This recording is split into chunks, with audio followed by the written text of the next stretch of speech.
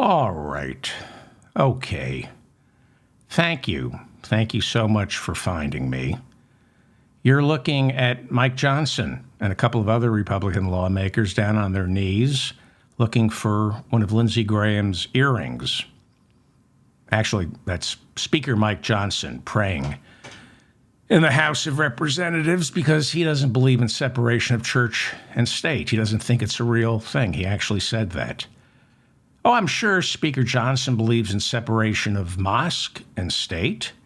I'm sure he believes in separation of synagogue and state. He just doesn't think separation of church and state is a real thing because he hates America. Our new speaker, Mike Johnson, thinks Americans are evil. As recently as October 3rd, he was caught on tape telling a prayer circle that Judgment Day is upon us all. Why? Because nearly a quarter of American high school students identify as being part of the LGBTQ community. He hates us. On October 3rd of this year, our new speaker, before he actually became speaker, said, Americans were a dark and depraved people. He said on tape in his prayer circle, we're almost irredeemable. He hates us. In his prayer circle, holding back tears, Mike Johnson looked up to God and said, I ask that you not give us the judgment that we clearly deserve. What do you mean, we? Maybe you, not me. Mike Johnson, you deserve judgment. For nearly a decade, Mike Johnson worked for two organizations that have been classified as hate groups by the Southern Poverty Law Center. Mike Johnson has a lot of explaining to do when he goes before those pearly gates. He was an attorney for Exodus International, which promoted gay conversion therapy around the world, where pastoral counselors attempted to pray away the gay. Several human rights organizations have called gay conversion therapy torture. It is an abomination, so much so that the president of Project Exodus disbanded the entire organization back in 2013 because he said it didn't work. He's still gay. That's the truth. Look it up. He apologized to the LGBTQ community, but to this day, Mike Johnson has not said he's sorry. He's the one who's irredeemable. He's the one who has to answer for his sins. Not you, not me. Mike Johnson still insists homosexuality is a choice. He still says it's a behavior. It's not who you are. His wife, since he became speaker, took down her website because she has the courage of her bigoted convictions. She was and is a pastoral counselor who equates homosexuality with bestiality. Well, if you're doing it right, I guess so. Yeah, why not? But that's not what she meant. Mike Johnson, our speaker, has written several articles calling homosexuality an abomination that should be outlawed. So, Project Exodus, that's the first hate group that the hateful Speaker of the House, Mike Johnson, worked for, and he'd still be working for it, but it was disbanded.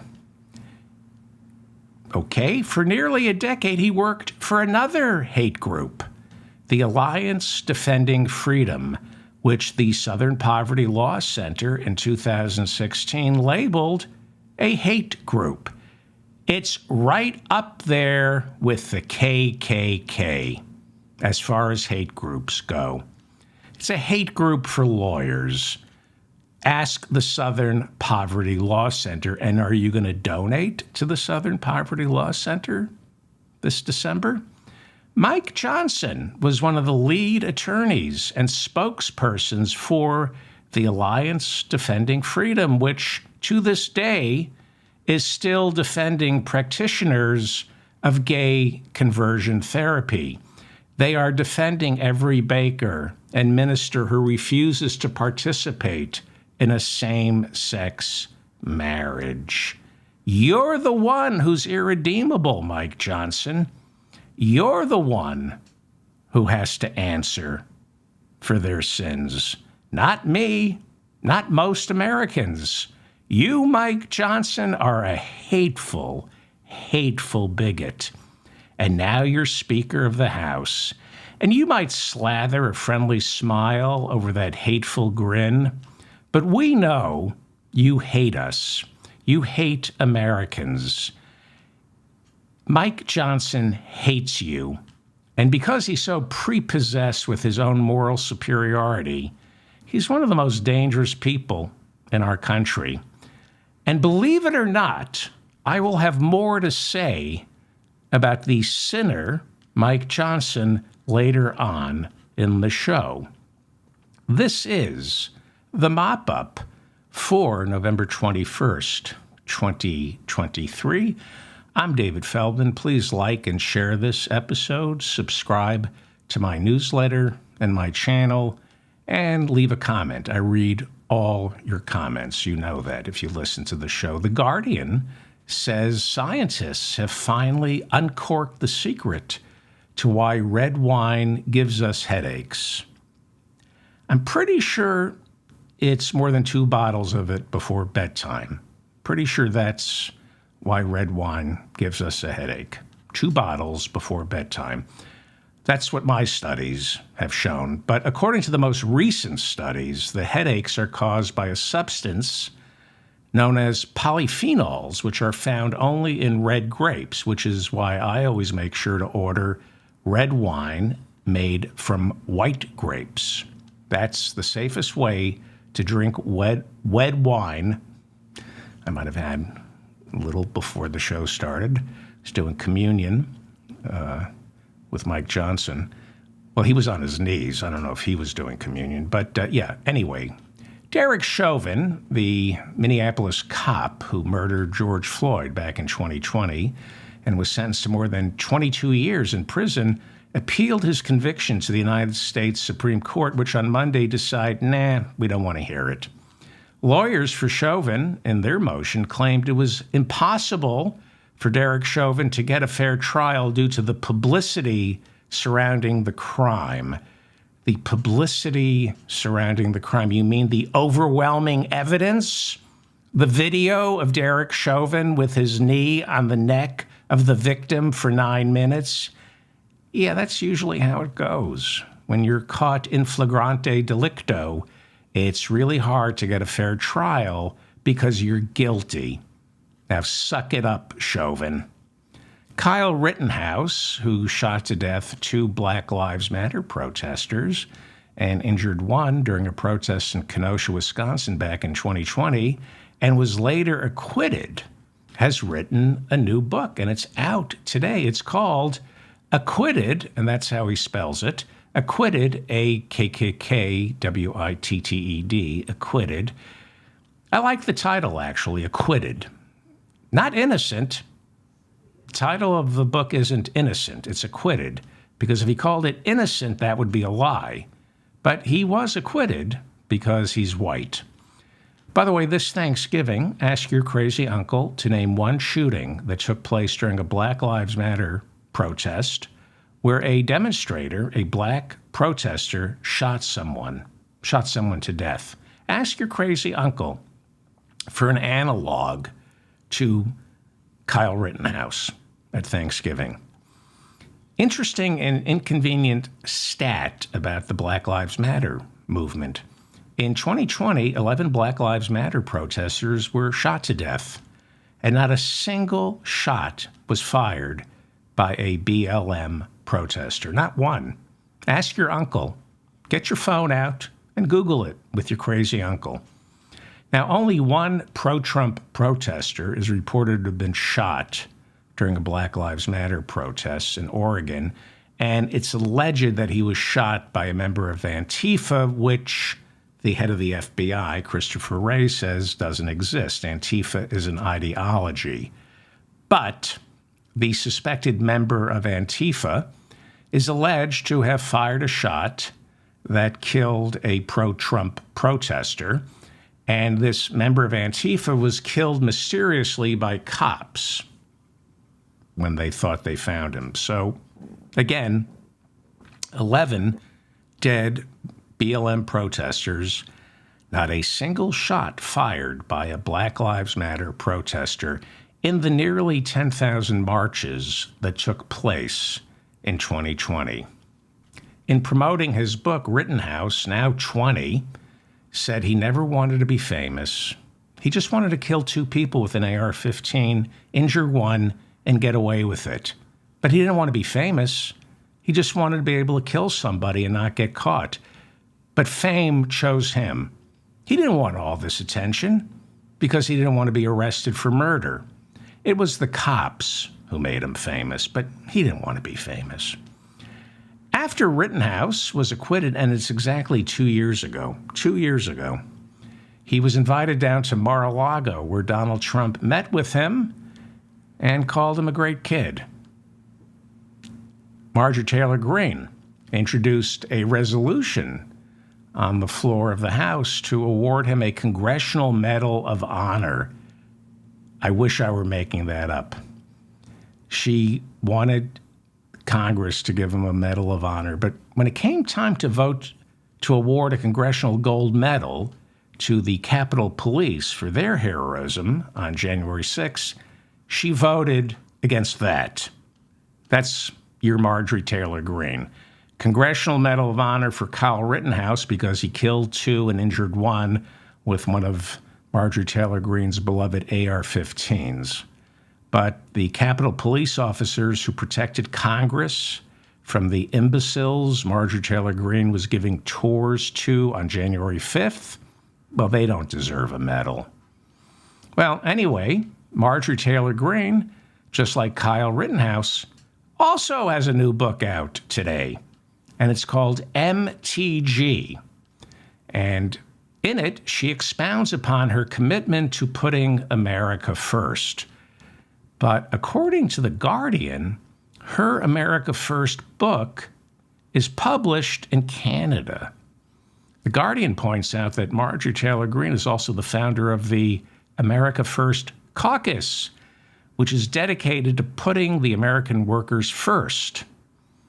Putting American workers first by not subjecting them to the rancid garbage book that Marjorie Taylor Greene wrote. So make Canadians print it instead. That's how you put America first. Have the Canadians print this trash. Last week, I reported that we weren't sure whether GM workers would approve the tentative contract negotiated by the United Auto Workers. Well, on Monday, the UAW announced that workers have ratified contracts with all big 3 automakers, including GM. On average, 64% of the workers at all 3 companies voted yes, but at GM, it was the narrowest, where only 54% voted yes. It's a 4.5-year contract guaranteeing that all workers get a 25% raise by the end of the deal and an 11% raise starting immediately with cost of living adjustments along the way. Shawn Fain, the head of the United Auto Workers, said he will now set his sights on unionizing Tesla and Toyota workers. Joe Biden, who marched with the workers back in October while they were on strike, congratulated the UAW on Monday. President Biden pointed out that because of this strike, Toyota, Honda, Hyundai, and Subaru announced significant wage increases for their workers. President Biden said during the strike that union contracts don't just benefit union workers, they raise the bar for all workers. Speaking of Tesla, Elon Musk has kept his promise, and he filed a lawsuit against Media Matters. That's the left-wing media watchdog, which calls out right-wing as well as neo-Nazi bias on places like Fox News, as well as social media platforms like Twitter. It's been a year since Musk purchased Twitter, with traffic and advertising plummeting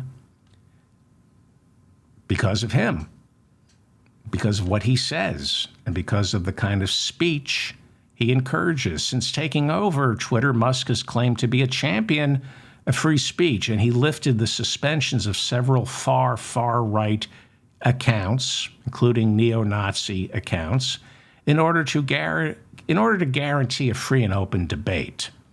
Well, since then, study after study shows that in the past year, Islamophobia, homophobia, misogyny, and anti-Semitism have all increased on his site exponentially. Last week, for example, Musk used his Twitter account to show support for a far-right tweet that accused Jews of being part of the Great Replacement conspiracy. And this prompted companies like IBM, Disney, Lionsgate, Paramount, and Apple to say they would no longer advertise on Twitter. Over the summer, Musk threatened to sue the Jewish Anti-Defamation League, claiming the Anti-Defamation League was responsible for Twitter's sluggish ad sales.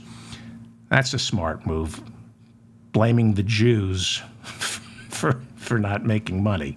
Good. But he didn't follow through with the lawsuit. But after Media Matters posted examples of ads from mainstream advertisers, examples of ads on Twitter being right next to anti-Semitic neo-Nazi posts and hashtags, Musk threatened to go thermonuclear, he said, and sue Media Matters. You know, because Musk is all about freedom of speech. On Monday, he went ahead and filed the lawsuit. The head of Media Matters calls the lawsuit frivolous. He's a champion of the First Amendment, and he's going to keep championing the First Amendment till there are no media watchdogs left.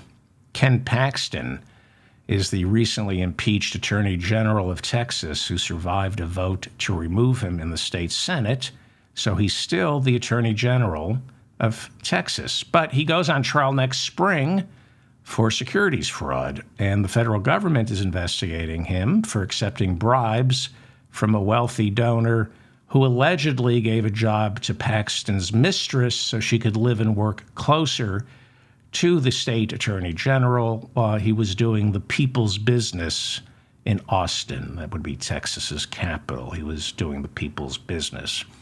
Paxton, as Texas Attorney General, sued the state of Pennsylvania in the immediate aftermath of the 2020 presidential election, claiming Pennsylvania had fraudulently awarded their electoral votes to Joe Biden instead of Donald Trump. And a lot of red state attorney generals signed on to this lawsuit. The case was thrown out by the Supreme Court before January 6th, but not before Mike Johnson, Speaker Mike Johnson, not before he served as the point man in the House of Representatives, convincing nearly 150 Republican House members to sign an amicus brief in support of this fraudulent lawsuit.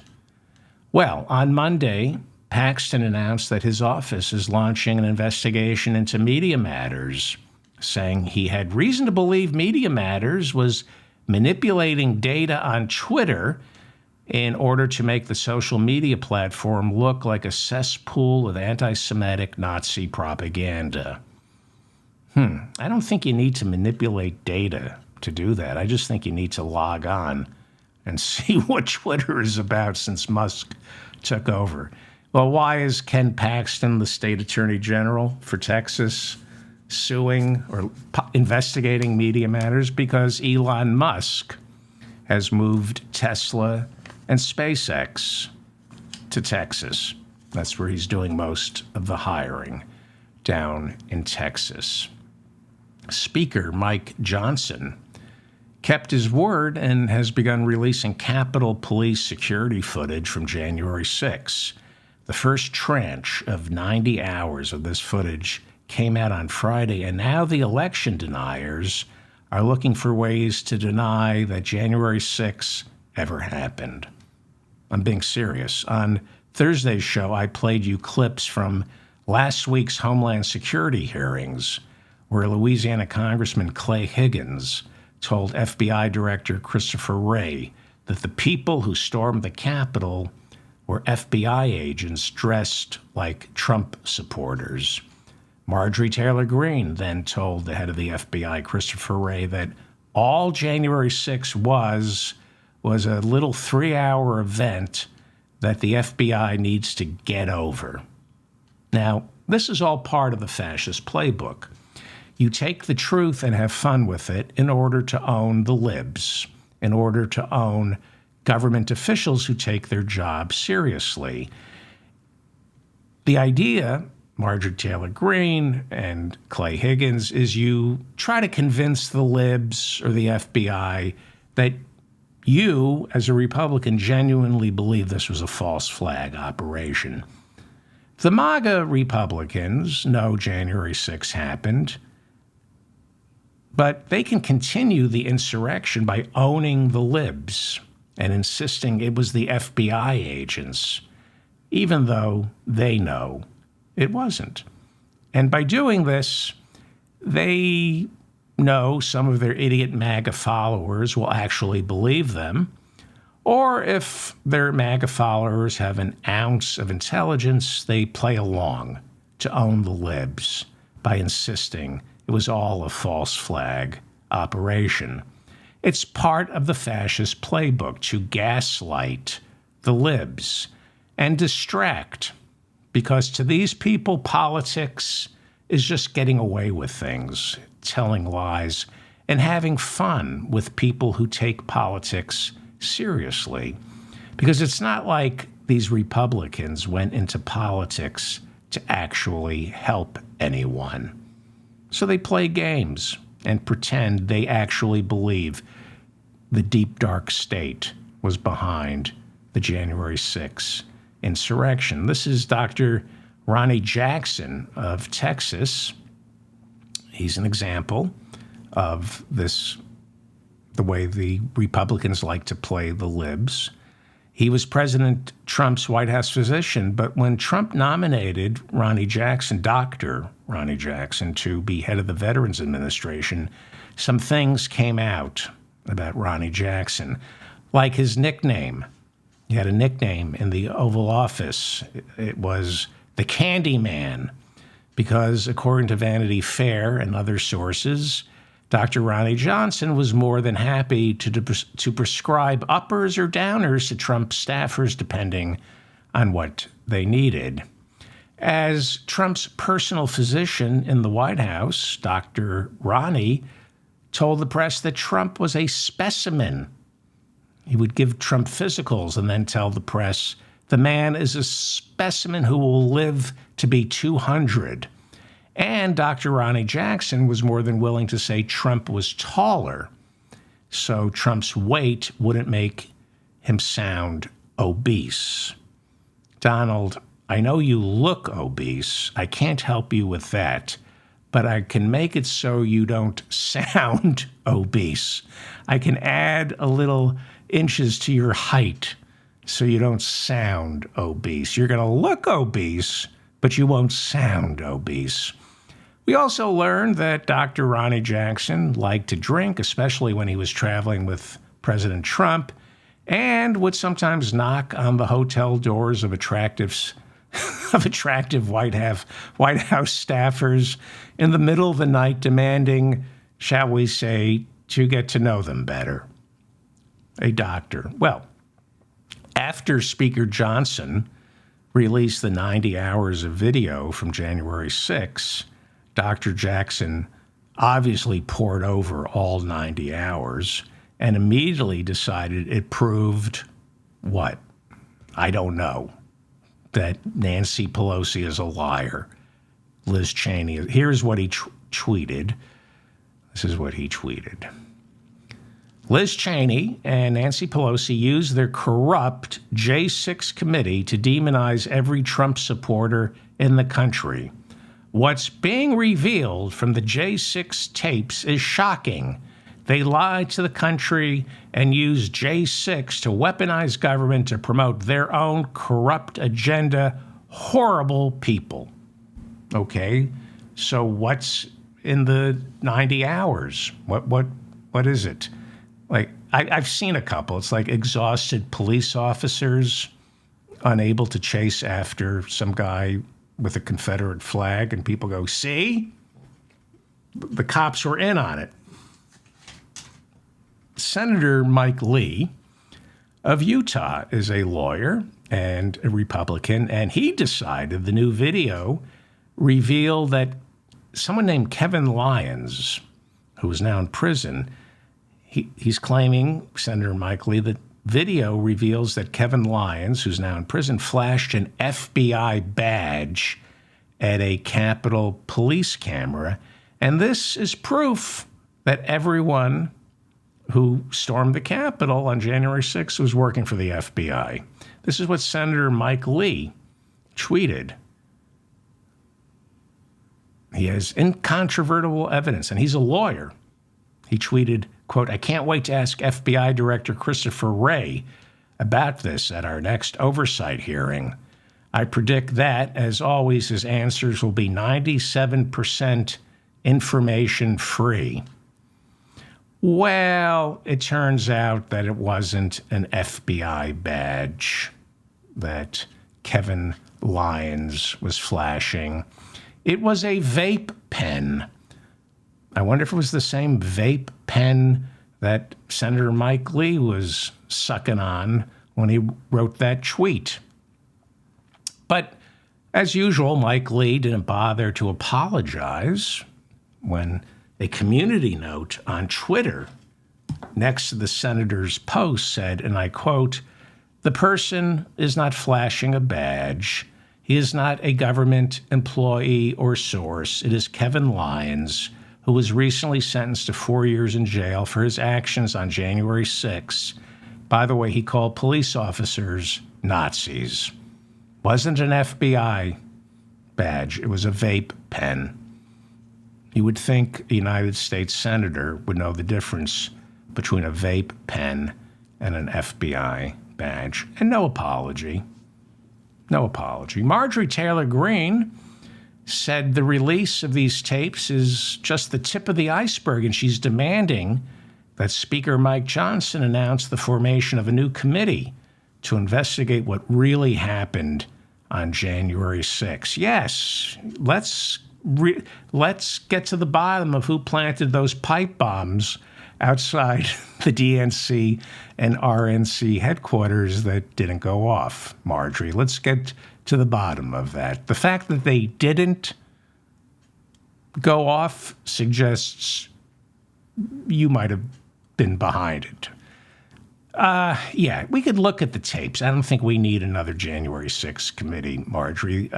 There's nothing in those tapes that proved anything other than Donald Trump tried to block the certification of an election for Joe Biden by instigating an insurrection. But Marjorie Taylor Greene says she wants accountability for all the lives ruined. The nearly 1,000 January 6ers who were arrested and put on trial, whose lives were ruined. Well, as you know, people who listen to this show are fully aware that we've been paying attention to the arrests, the arraignments, the convictions, the sentencing of the nearly 1,000 January 6ers. And not a single one of them ever claimed to be FBI or deep, dark state. Seems to me when you're looking at a 20-year prison sentence, that's when you expose the FBI and the deep, dark state, and flip didn't happen. Meanwhile, the Washington Post reports that in her 3 years in Washington, Marjorie Taylor Greene has introduced or sponsored 45 bills. One-third of those bills, one-third of her bills were to impeach or censure Joe Biden, the head of Homeland Security, Alejandro Mayorkas, or Rashida Tlaib. But her censure of Rashida Tlaib didn't take, it was somebody else's censure. So, and the other two-thirds of her bills that she either co-sponsored or introduced, nothing got passed.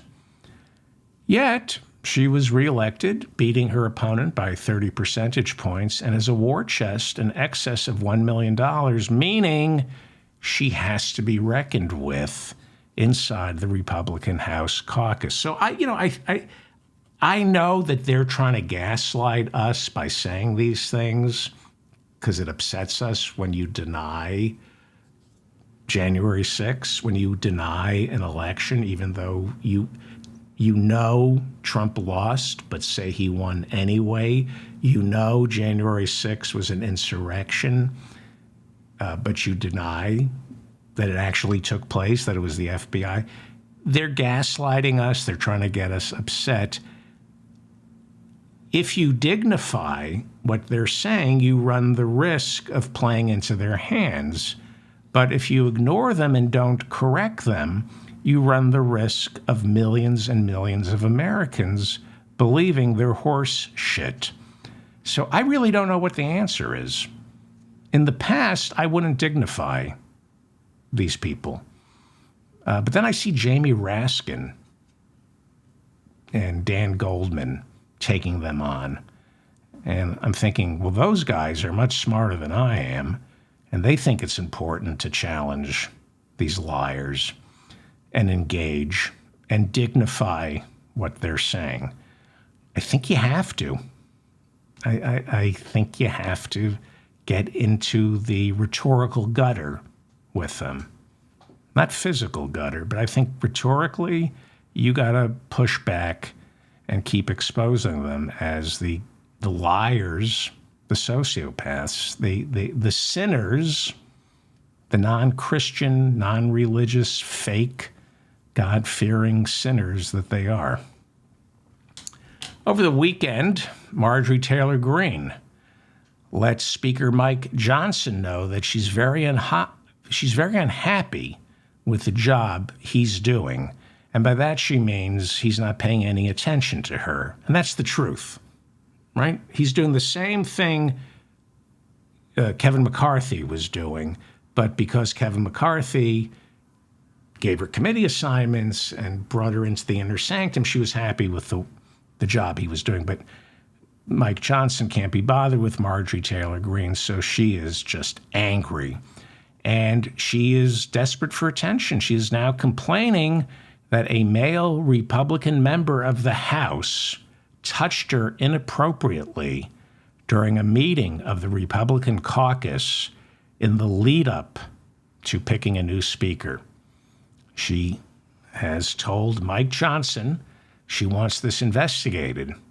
She says that a Republican congressman, touched her forcefully in front of other people and angrily tried to get her to sit down and be quiet. And Marjorie Taylor Greene said she felt threatened. All those guns you have and you still feel threatened. Speaker Johnson promised that he would look into it when everyone returns from the Thanksgiving break. Speaker Johnson says he's going to have a meeting with the congressman who Marjorie Taylor Greene says physically assaulted her. So there's that to look forward to.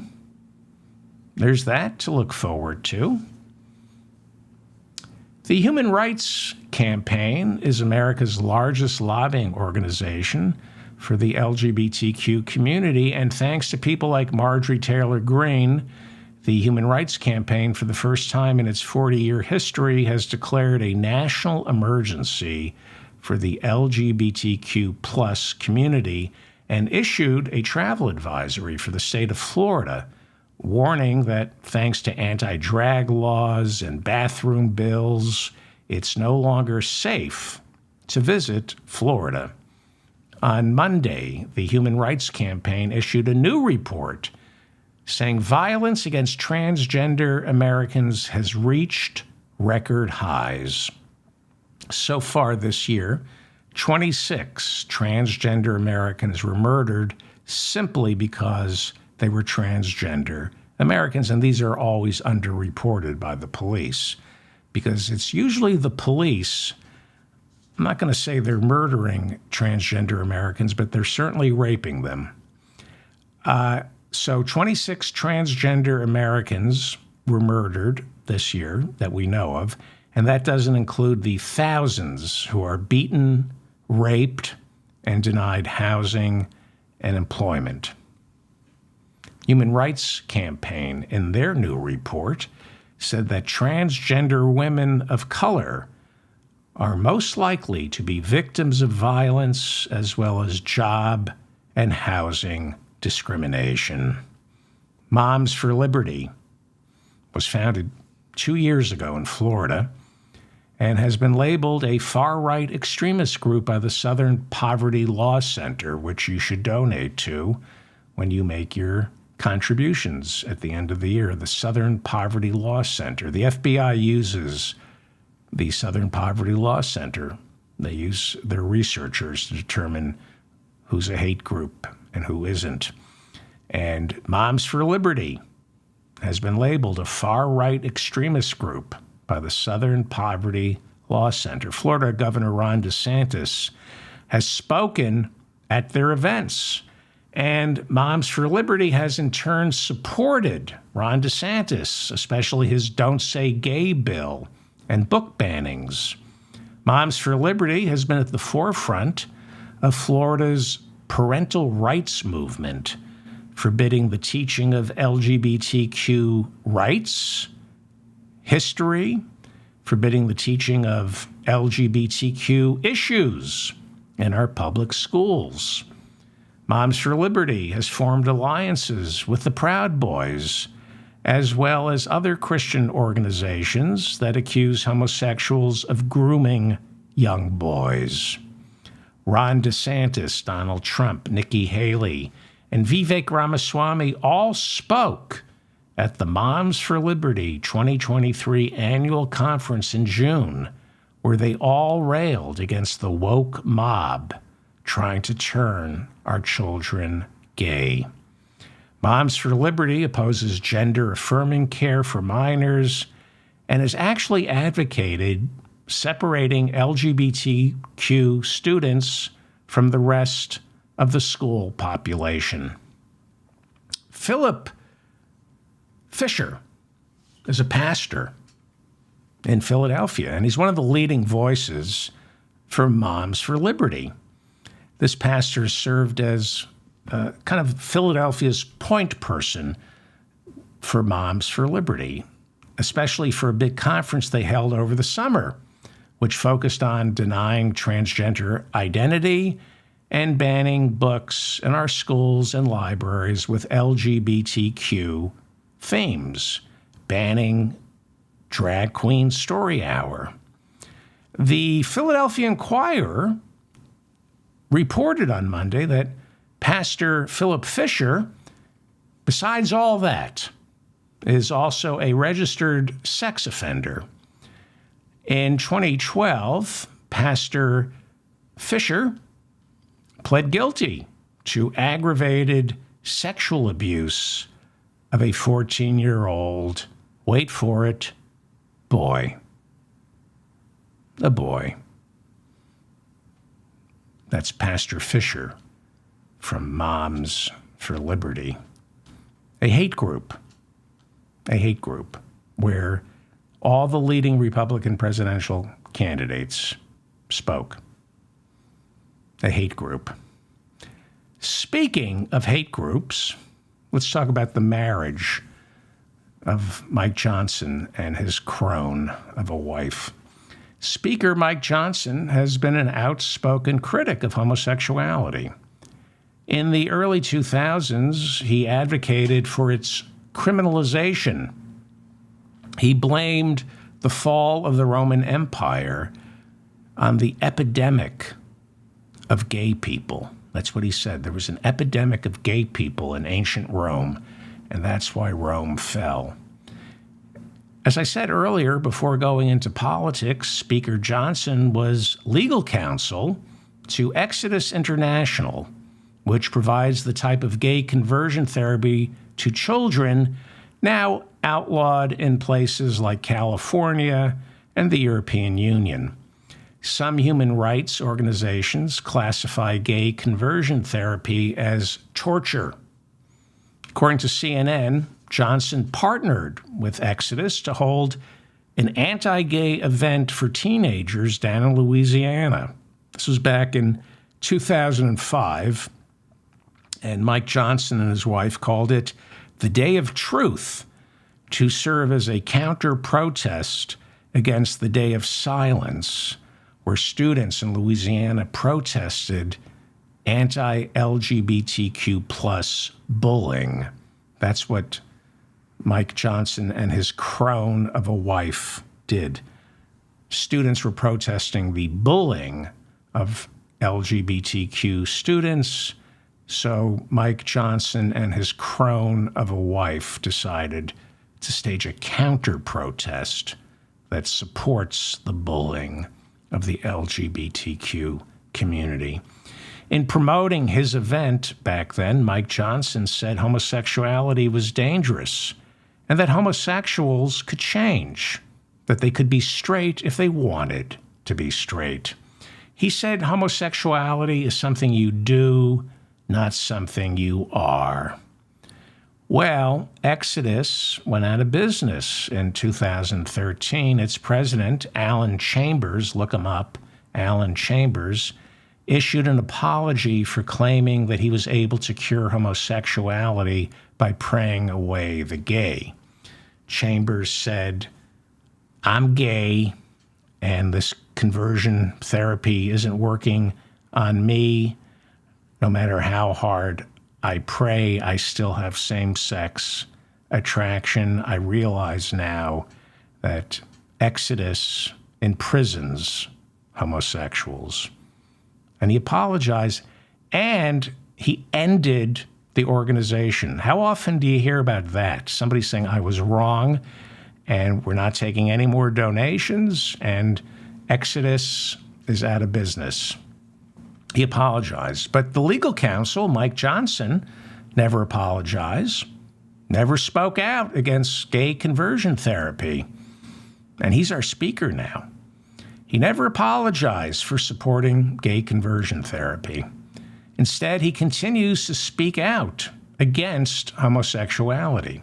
He served as a lawyer for the Alliance Defending Freedom, which the Southern Poverty Law Center in 2016 labeled a hate group, right up there with the KKK. But instead of robes, they wear suits.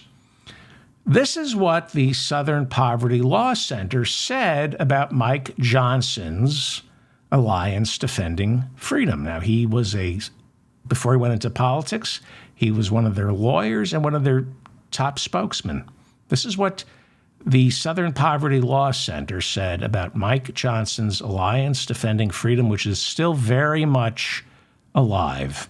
This is what they wrote, quote, "Founded by some 30 leaders of the Christian right, the Alliance Defending Freedom is a legal advocacy and training group that has supported the recriminalization of sexual acts between consenting LGBTQ adults in the U.S.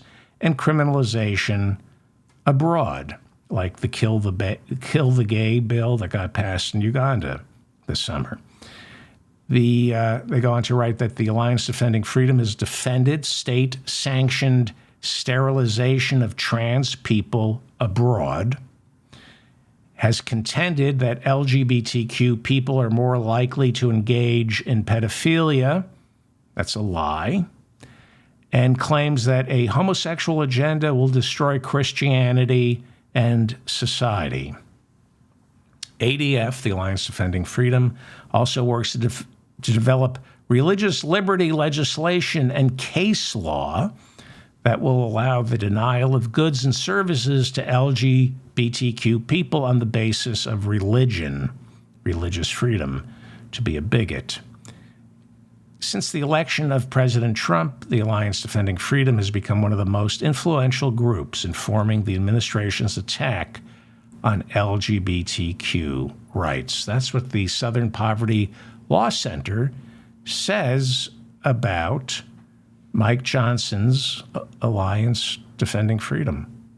It's a hate group for nearly a decade. This is true. Our speaker, for nearly a decade, from 2002 until 2010, Mike Johnson was a spokesman for the Alliance Defending Freedom and was one of their principal attorneys for the ADF, Alliance Defending Freedom. Then he went into politics.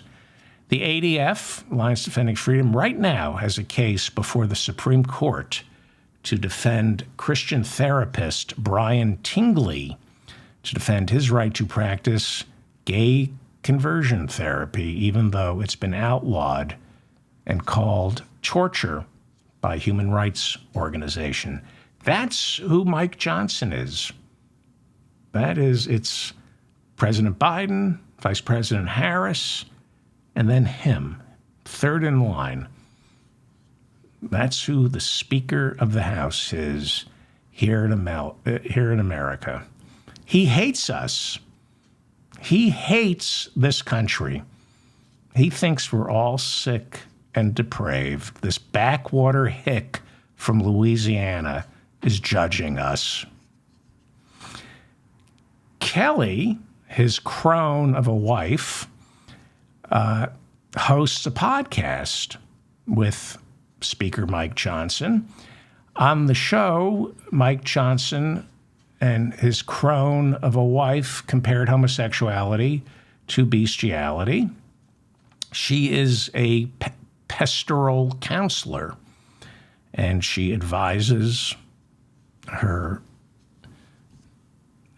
followers that homosexuality and same-sex marriage are sins, even though, as the New York Times points out, 70% of us, Americans, we approve same-sex marriage.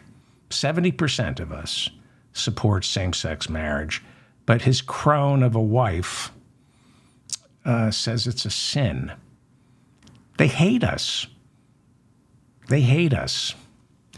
The Johnsons have a very dark view of America and Americans, and they have contempt for the overwhelming number of us who are either gay or support same-sex marriage. They don't approve of Americans. They worry that God and Jesus are about to punish us, and they think we deserve to be punished. During a recent prayer event caught on tape, this was on October 3rd of this year. This was the day before Kevin McCarthy was told to vacate the chair. Mike Johnson, caught on tape during a prayer circle, lamented that nearly a quarter of high school students in America identify as LGBTQ. And that seems to be backed up by a recent study from the Centers for Disease Control. And that's a good thing. I'm sure a lot of those high school students were just saying it, which is a good thing, to identify as LGBTQ, whether you are or not. But Johnson said that's why we're losing the country, because a quarter of our kids are LGBTQ. He lamented that church attendance has dropped 50% in the past decade. Yeah, because you don't recognize same-sex marriage. You want to increase church attendance? Stop beating up on 70% of Americans. 70% of Americans support same-sex marriage. You want to pack the church? And then he said, this is really scary because he's the speaker. This is what the speaker, Mike Johnson, said. He said, America has become so dark, so depraved, it almost seems irredeemable. No, I think Mike Johnson and his crone of a wife are so dark and depraved, they are irredeemable.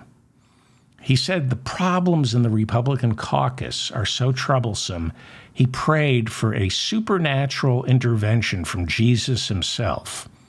Well, I don't know why you would call Jesus supernatural.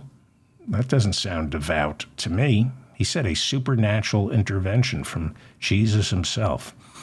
He said, our speaker, he said America has become a nation of sinners. He said it's only a matter of time before we as a nation are judged for our collective sins and feel the wrath of God. Now, here's the thing. I agree with Mike Johnson about our collective sins. I just disagree on what exactly those sins are. I believe Jesus will smite us for allowing our healthcare system to be run in the name of mammon instead of healing people. I'm pretty sure my readings of the New Testament tell me that Jesus would be really pissed off if he saw our for-profit healthcare system. Pretty sure Jesus would be judging this country for turning away migrants at the border, especially the children. I think baby Jesus was a migrant. I'm pretty sure, just off the Sermon on the Mount, that America wasting money on weapons instead of building affordable housing for our nation's homeless. I'm pretty sure Jesus would go Book of Revelations on us if he was paying attention. So, yeah, Mike Johnson and your crone of a wife, we will be judged. And we will be judged for judging others, Mike Johnson. We will be judged for judging other people's sexuality, their gender, their identity, and how or whom they choose to love. Yes, a day of judgment is upon us because people like Mike Johnson and his crone of a wife worship false idols. They have lost the thread of Jesus's teachings, if they ever even knew what Jesus's teachings were. Jesus taught all of us to love all men, to kiss them and blow them, and to love any way and anyhow, because to do otherwise is to turn your back on Jesus, to have the same cold, dark heart that Speaker Mike Johnson and his stupid, bigoted crone of a wife most certainly have. The Johnsons are completely out of step with America and out of line. You're out of line. I stand in judgment of Mike Johnson. And I say, from the book of John, judge not, lest ye be judged. And I am judging you, Mike Johnson.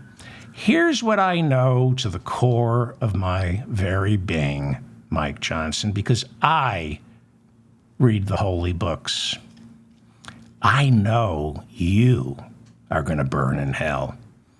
You're going to burn in hell for judging the LGBTQ community. Nobody from the LGBTQ community is burning in hell because they're a member of the LGBTQ community. Nobody burns in hell for how and whom they love. You burn in hell for judging love. You, and I know this to the core of my very being, it's how I was raised. It goes back generations. I know you, Mike Johnson, are going to burn in hell. You're a hateful you're a little man. You're a small-minded bigot, a backwater hick from Louisiana who has risen way beyond his station. And because you have judged the LGBTQ community, I say this to the core of my very being. I say this with God and Jesus on my side. Mike Johnson, Satan's fire shall scorch your pale skin. Mike Johnson, it is time for you to repent. Drop to your knees and blow me. I'm David Feldman, reminding you to stay strong and protect the weak. And know who the enemy is. Now, I am not talking politically. They're wrong. You're right. He's wrong. Every holy book, if you go look and read the New Testament, there's nothing about homosexuality. Nothing. Some weird stuff in Leviticus. I don't think you're allowed to blow a guy with shellfish in your mouth on a Tuesday. But why is he reading Leviticus? That's Old Testament. Let me assure you, if you're a member of the LGBTQ community, it is a sin not to love any way you can, as long as you're adults and consenting adults. It is not a sin. It is a sin to judge the way people love. Mike Johnson and his crone of a wife are going to burn in hell. They already are there. Do not let them get to you. They're bad people. And I judge them because I can, because I have God and Jesus on my side. And I know that to the core of my very being. Please share this. Please like this. Subscribe to my newsletter. Subscribe to my channel. Thank you to the people in the chat room. Thank you. I don't know if Bob is awake right now. We started late. Did I show you? I don't mean to get political here, but did you see Joe Biden pardoning this turkey today for the crimes against humanity? You know what these turkeys are doing? They're terrorists. They've been breaking into people's homes. Look at these turkeys. These are commando turkeys trying to force Americans to have vegan meals. They're armed. They're dangerous. Look at these turkeys. Why are turkeys being pardoned for this is what they did last Thanksgiving. And Joe Biden pardoned one of them. I'm afraid to have a Thanksgiving dinner. I'm afraid these turkeys are going to break in. There they are, liberating a slaughterhouse. I'll show more tomorrow. I'm telling you, Joe Biden, don't pardon these turkeys. Bye. We'll do a poll tomorrow.